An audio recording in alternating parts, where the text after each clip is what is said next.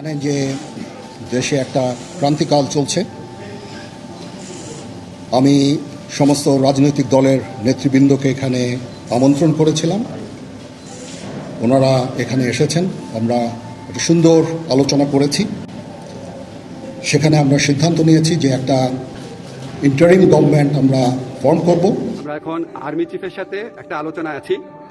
আমি যতটুকু ওনার সাথে কথা বলেছি, আমার কাছে মনে হয়েছে আমাদের ছাত্র জনতার যে আকাঙ্ক্ষা, যেই প্রত্যাশা, সেটা উনি বুঝতে পেরেছেন। দর্শক, এই মাত্র পাওয়া খবর।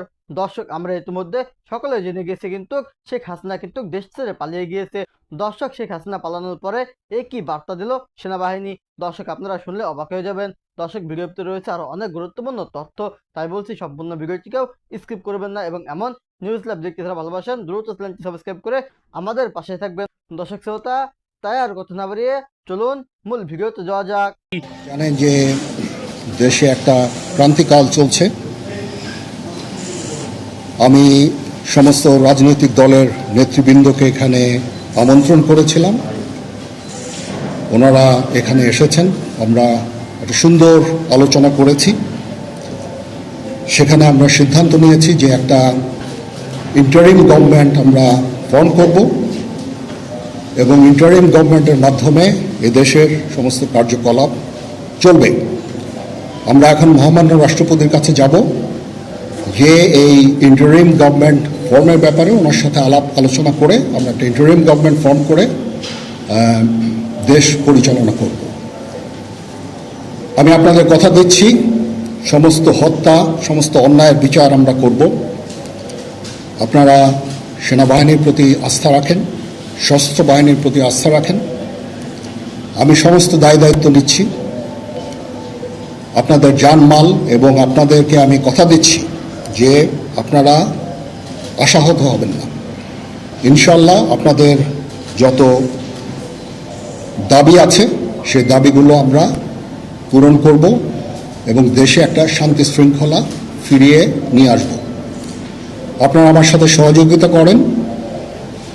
দয়া করে আর এই ভাঙচুর, হত্যা, মারামারি, সংঘর্ষ এগুলো থেকে বিরত হন। আমি নিশ্চিত যে আপনারা যদি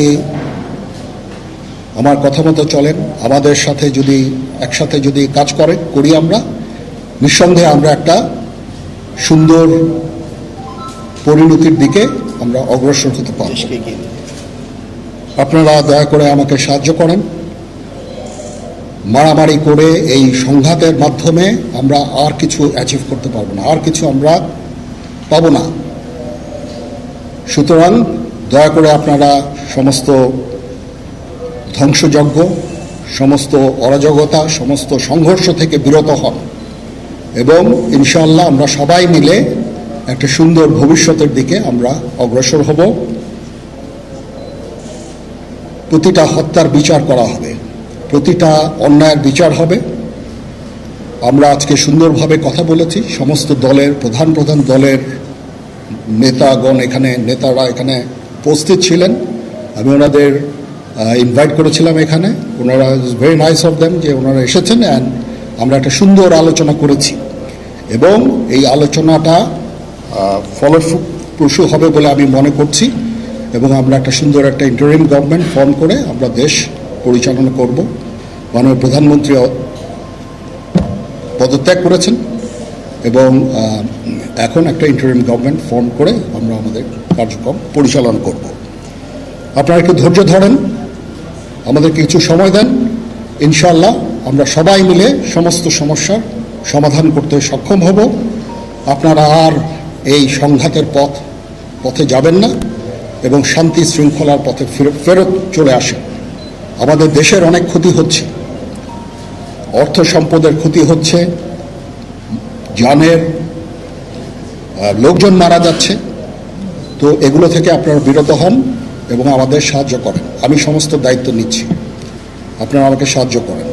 আজকে এখানে জামাতের আমির ছিলেন, আমাদের বিএনপির শীর্ষস্থানীয় নেতৃবৃন্দ এখানে ছিলেন, জাতীয় পার্টির নেতৃস্থানীয় নেতৃবৃন্দ এখানে ছিলেন এবং সুশীল সমাজ, এবং এখানে ডক্টর আসিফ নজরুল উনি নিজেও ছিলেন এখানে, এবং উনি আমার সামনেই উনি সমস্ত ছাত্রদেরকে একটা সুন্দর বার্তাও দিয়েছেন এবং আমি আশা করি যে ছাত্ররা সেই বার্তা শুনে ওনার কথা ওনাকে সবাই শ্রদ্ধা করে, ছাত্ররা শ্রদ্ধা করে, ওনার এই বার্তা শুনে তারা এই পরিস্থিতি নিয়ন্ত্রণে নিয়ে চলে আসবে এবং আমরা একটা সুন্দর একটা পরিস্থিতির দিকে আমরা এগিয়ে যাব ইনশাআল্লাহ। এখানে আওয়ামী লীগের কেউ ছিল না, আওয়ামী লীগের কেউ ছিল না।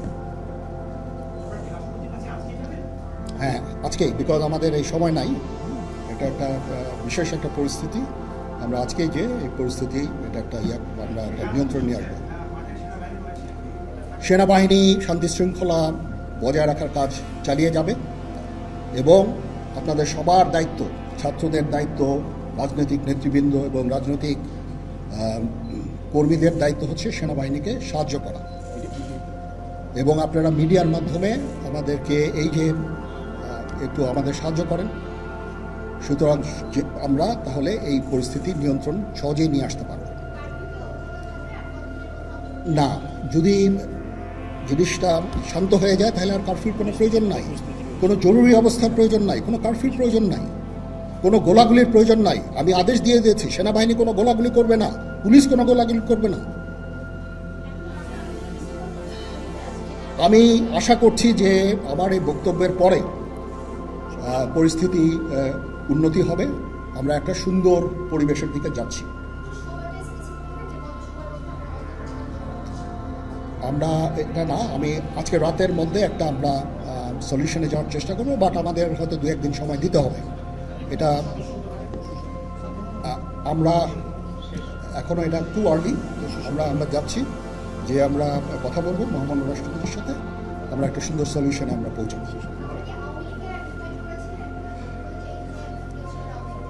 পরিস্থিতি ছিল খুব কম, সময় খুব কম ছিল। আমি যাদেরকে পেয়েছি অনেককেই আমি বলেছি, সবাই নতুন, বাট প্রধান রাজনৈতিক দলের সমস্ত নেতৃস্থানীয় নেতৃবৃন্দরা এখানে ছিলেন, তাদের সাথে আমি কথা বলেছি এবং ওনারা সবাই আমাদের এই প্রস্তাবে, এই যে আমরা যে আলোচনা করছি, সবাই এটাতে রাজি হয়েছে। এখানে মমিনুল হক সাহেব ছিলেন, এখানে জামাতের আমির ছিলেন, জুনায়েদ সাকি উনি ছিলেন, তারপরে ডক্টর আসিফ নজরুল ছিলেন। আমরা সবাই মিলে এবং সবাই আমরা এটাতে একমত পোষণ করেছি। এখন ছাত্রদের কাজ হচ্ছে যে শান্ত হওয়া এবং আমাদেরকে সাহায্য করা। আমি তো বলছি এতক্ষণ আমার এই বক্তব্যের ছাত্রদের প্রতিনিধি বলতে আমি এখন ওনাদের কাউকে পাইনি। আমি ডক্টর আসিফ নজরুলকে রিকোয়েস্ট করেছি, যেহেতু ওনাকে ছাত্ররা শ্রদ্ধা করেন এবং উনিও একটা সুন্দর একটা ভিডিও মেসেজ উনি দিয়েছেন ছাত্রদের জন্য। আমি আশা করব যে এই ভিডিও মেসেজটাও কাজে হবে, কাজ দিবে, এইভাবে আমরা কাজ করে দেব।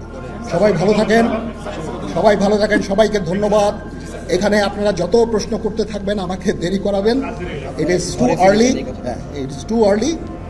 আমরা কাজ করছি, আমাদের একটু কাজ করতে দেন, একটু সময় দেন, আমরা একটা সলিউশনের মধ্যে আমরা যাব ইনশাআল্লাহ। হ্যাঁ, আপনারা সবাই যারা আন্দোলনরত, যারা ছাত্ররা আছেন, আন্দোলনরত যত লোকজন আছেন, দয়া করে ঘরে ফিরে যান। সবাই ভালো থাকেন, আল্লাহ আমাদের মঙ্গল করুক। আল্লাহ হাফেজ। দর্শক, আশা করি আপনারা সম্পূর্ণ ভিডিওটি না টেনে দেখেছেন এবং এই ভিডিওটি থেকে আশা করি আপনারা অনেক কিছু বুঝতে পেরেছেন। এই ভিডিওটি থেকে আপনাদের যদি কোনো মতামত থেকে থাকে তাহলে আপনাদের মূল্যবান মতামতটি অবশ্যই কমেন্ট বক্সে জানিয়ে দেবেন। আজকের ভিডিওটি পর্যন্তই, দেখা হবে আবার কোনো পরবর্তী ভিডিওতে। সে পর্যন্ত ভালো থাকবেন, সুস্থ থাকবেন, আল্লাহ হাফেজ।